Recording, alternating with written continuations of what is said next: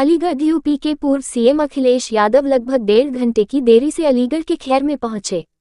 मंच पर अखिलेश यादव का सपा जिलाध्यक्ष लक्ष्मी धनगर ने अपने उद्बोधन से स्वागत किया। सपा प्रत्याशी चारुकेन ने कहा कि ये देश किसानों का है, पूंजीपतियों का नहीं है। आखिर कब तक हम भाजपा के जुमलों में फंसे रहेंगे? इस उपचुनाव में विकास और अपने स्वाभिमान के लिए वोट कीजिए। जैसे तेजवीर सिंह गुड्डू ने जिला पंचायत अध्यक्ष रहते हुए सभी गांव का विकास कराया, मैं भी आपकी सेवा में रत रहूंगी। अखिलेश यादव को चारुकेन ने भावी मुख्यमंत्री कहा। जनसभा को संबोधित करते हुए अखिलेश यादव ने कहा कि भाजपा को जैसे ही भनक पड़ी, उन्होंने चुनाव की तारीख ही बदल दी। यहां आने से पहले सीएम योगी को सुन रहा था, वह क्या क्या कह रहे हैं। भाजपा को डीएपी में भी पीडीए नजर आ रहा है। न पीडीए को कुछ दिया है और न किसानों को कुछ दिया है। वही डीएपी पहुंचा रहे हैं जहां चुनाव है।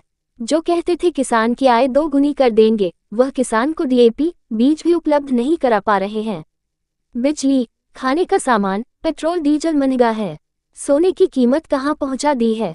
2014 में सोने से लेकर और की कीमत क्या थी, अब क्या? बीजेपी के लोग अपने उद्योगपति मित्रों को फायदा दे रहे हैं। उन्होंने कहा कि फौज की भर्ती भी देखिए कैसे हो रही है। जब समाजवादियों को मौका मिलेगा अग्निवीर योजना को समाप्त कर देंगे। बजट कितना भी खर्च हो जाए पक्की नौकरी और पक्की वर्दी उपलब्ध कराएंगे। नौजवान तभी धरने से हटेगा जब उसकी पूरी मांगें पूरी होंगी। किसान नाराज होने पर सरकार को काले कानून वापस लेने पड़े। हमारे समय किसान ने कभी आंदोलन नहीं किया। यही अलीगढ़ है, यही टप्पल है जहां सपा ने साइकिल चलाई थी। जब सपा ने किसान नेता तेवतिया को झूठे मामले से निकाला।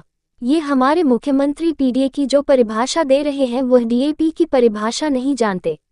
हरदुआगंज तापीय परियोजना सपा की ही देन है, पर किसान की बिजली सस्ती नहीं हुई। अखिलेश यादव ने कहा कि सीएम योगी पावर हाउस का नाम नहीं ले रहे। जब से 100 नंबर से 112 हुई है तब से हमारी पुलिस भी बदल गई है। उनके रेट भी बदल गए हैं। अब तक पुलिस अपराधियों को पकड़ती थी, अब पुलिस को पकड़ रही है। हमारी पुलिस भी खराब कर दी। ये जाने वालों के साथ नहीं, आने वालों के साथ रहते हैं।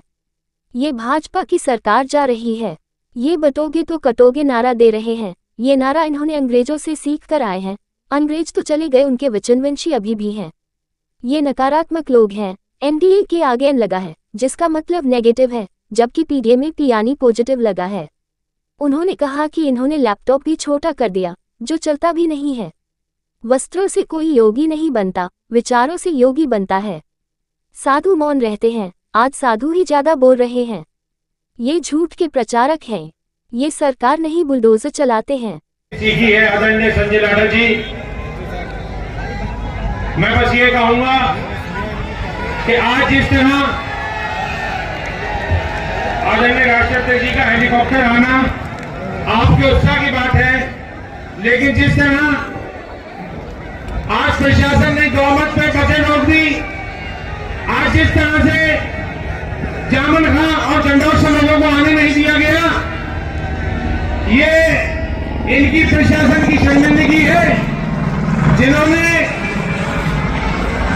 अपनी छेद मिटाने के लिए जिस विधानसभा में 3 बार मुख्यमंत्री को आना पड़ा हो सर, वहां आदरणीय संजय लाडा जी का, समाजवादियों का और इंडिया गठबंधन के प्रत्याशी को बहुत बहुत मुबारकबाद कि चारुकेन जी, तुमने इतनी सी उम्र के अंदर भाजपा के सबसे कद्दावर उत्तर प्रदेश के मुख्यमंत्री को बधाई देने का काम किया है, क्योंकि यहां पे उत्तर प्रदेश के मुख्यमंत्री खुद चुनाव लड़ रहे हैं और ऐसा माहौल बना दिया है। 3 बार चुनाव लड़ने से ये आपके भाइयों की ताकत है जो सामने इस धूप में भी चले खड़े हुए हैं। इसके लिए आप सबको बहुत बहुत बधाई। जय हिंद, जय समाजवाद, धन्यवाद। हमारे बीच संघर्षों के आदि समाजवादी पार्टी के राष्ट्रीय अध्यक्ष जी माननीय श्री अखिलेश यादव जी इस उपचुनाव के रण में हमारा उत्साहवर्धन एवं मार्गदर्शन करने के लिए पधारे हैं। मैं मंच पर उपस्थित सभी गणमान्य महानुभावों का भी अभिवादन करती हूँ। भाइयों बहनों, मैं आपसे कहना चाहती हूँ कि उपचुनाव नसीब वालों को मिलता है। हमें इसका महत्व समझकर इस निरंकुश और बेईमान सरकार को डंकी की चोट पर यह बताना है कि ये देश पहले किसानों का है, ना कि कुछ पूंजीपतियों का। यह देश जवानों का है, 4 साल की नौकरियां देकर बेरोजगारी फैलाने वालों का नहीं। मैं आपसे पूछना चाहती हूँ कि आपने कभी किसी शराब के ठेके की दुकान पर सुना है कि शराब खत्म हो गई है? तो इस सरकार में क्यों डीएपी की कमी हमारे किसान बुजुर्गों को होती है? वो छात्र जो पूरी साल अपने उज्जवल भविष्य की कामना करते हुए एक कमरे में किताबों के साथ संघर्ष करता है, क्यों उसको पेपर लीक होने के बाद सड़कों पर भी संघर्ष करना पड़ता है, लाठियां खानी पड़ती हैं? क्यों हमारे देश के पहलवानों को मेडल लाने के बाद भी सड़कों पर घसीटा जाता है? आखिर कब तक हम बीजेपी सरकार के जुमलों में फंसे रहेंगे? कब तक आप खैर और गिरफ्तारी में लगने वाले रोज जाम से संघर्ष करते रहेंगे? कब हमें इस खैर क्षेत्र में एक ट्रॉमा सेंटर या सरकारी अस्पताल मेरे बुजुर्गों के लिए, गर्भवती महिलाओं के लिए मिलेगा? आप सभी इस उपचुनाव में विकास के लिए वोट कीजिए, अपने स्वाभिमान के लिए वोट कीजिए, आपके साथ हुई घोर बेईमानी के लिए वोट कीजिए और बदला लीजिए। जिस प्रकार आपके नेता, आपके बेटे माननीय श्री तेजवीर सिंह गुड्डू जी ने जिला पंचायत अध्यक्ष रहते हुए हर धर्म का सम्मान करते हुए सभी क्षेत्र में, सभी गांवों में विकास कराया, मैं आपसे वादा करती हूँ आप सबके आशीर्वाद से मैं भी उसी प्रकार उन्हीं के नेतृत्व में विकास का काम करूंगी और कभी आपके मान सम्मान में कमी नहीं आने दूंगी। चौधरी भजन सिंह जी और कार्यक्रम का संचालन कर रहे विधान परिषद में रहे नेता विरोधी दल संजय लाठर जी, पार्टी की हमारी जिला अध्यक्ष लक्ष्मी धनगर जी, महानगर अध्यक्ष अब्दुल हमीद साहब, एटा से सांसद देवेश साकी जी, पूर्व विधायक वीरेश यादव जी, पूर्व विधायक प्रताप सिंह जी, पूर्व मंत्री रामासिंह विश्वकर्मा जी, अज्जू शाह, मनोज यादव, संजय जी, इमरान इद्रीसी जी, समाजवादी पार्टी के संगठन के हमारे जिम्मेदार नेता मिठाई लाल भारती जी, पूर्व विधायक देवेंद्र अग्रवाल जी, सुरेंद्र नाइक जी, हजरत अली शेरवानी साहब, होशियार सिंह जी, पूर्व विधायक जी, विशाल अग्रवाल जी, ठाकुर राकेश सिंह जी से लेकर के बड़ी संख्या में हमारे सभी समाजवादी नेता, जो समाजवादी पार्टी के जिम्मेदार नेता जो मंच पर हैं, वहीं कांग्रेस पार्टी के भी सभी हमारे नेता और पदाधिकारी, इस चुनावी जनसभा में आए हुए हमारे सभी आदरणीय बुजुर्ग, किसान भाई, बड़ी संख्या में नौजवान साथी, माताएं, बहनें और पत्रकार बंधु, मैं सबसे पहले खैर विधानसभा और अलीगढ़ के अपने सभी समाजवादी साथियों का बहुत बहुत धन्यवाद और आभार प्रकट करना चाहता हूं। मैं देख रहा हूं यहां उपचुनाव पूरे उत्तर प्रदेश में कुछ हिस्सों में हो रहा है। पहले ये चुनाव का मतदान 13 तारीख को होना था। हम और आप सब लोग जानते हैं कि 13 तारीख को इस चुनाव को हो जाना चाहिए था, लेकिन इधर त्योहारों में जो दिवाली आई, भैया दूज और तमाम त्योहार जो हुए जिसमें छुट्टी लेकर के लोग आए थे, जो छुट्टी लेकर के आए थे उन्होंने छुट्टियां भी बढ़ा ली थी, और जो हमारे दूसरे प्रदेशों में रहते हैं वो लोग आए थे और उन्होंने मन बना लिया था। इस बार बाई इलेक्शन में वोट डाल करके जाएंगे और इस भारतीय जनता पार्टी को सबक सिखाने का काम करेंगे। लेकिन जैसे ही उनको इस बात की भनक पड़ी भारतीय जनता पार्टी को कि त्योहार के समय में लोग आ गए हैं, मन मना लिया है, उन्हें जैसे ही भनक पड़ी उन्होंने चुनाव की तारीख बदल दी, तारीख टाल दी। मैं उनसे कहना चाहता हूं जो चुनाव टाल रहे हैं, टालने वाले हार करके जाएंगे, चुनाव उनके पक्ष में नहीं है, चुनाव उनके पक्ष में नहीं है। मैं आपके आने देखे गए थे, उसी के विचारवंशी लोग हैं ये, उन्हीं के रास्ते पे चल करके ये चुनाव जीतना चाहते हैं।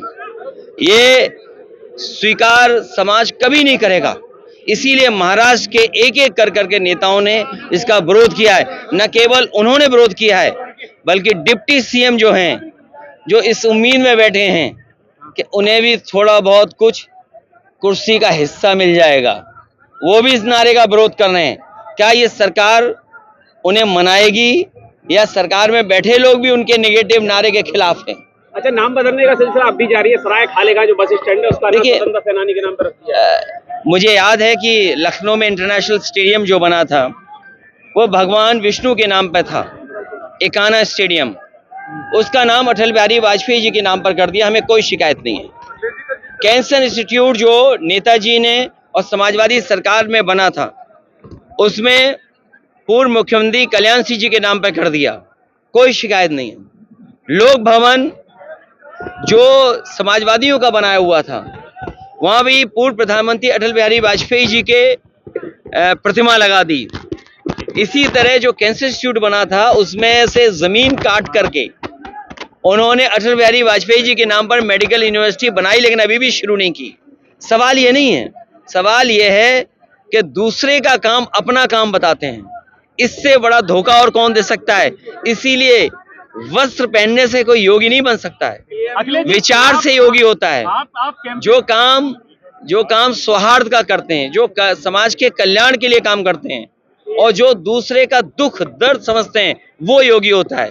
अखिलेश जी, ये चुनाव आयोग लगातार मॉनिटरिंग कर रहा है लेकिन विपक्ष पर ही कर रहा है, और जिस तरीके की अब्यूजिव या हार्श लैंग्वेज इलेक्शन में कम्युनिटी के लिए यूज हो रही है, कभी नहीं हुई। देखिए, डिवाइड एंड रूल ये जो नारा है, देश की और दुनिया के पॉलिटिकल कैरियर में, राजनीतिक इतिहास में किसी ने ऐसा नारा नहीं दिया होगा।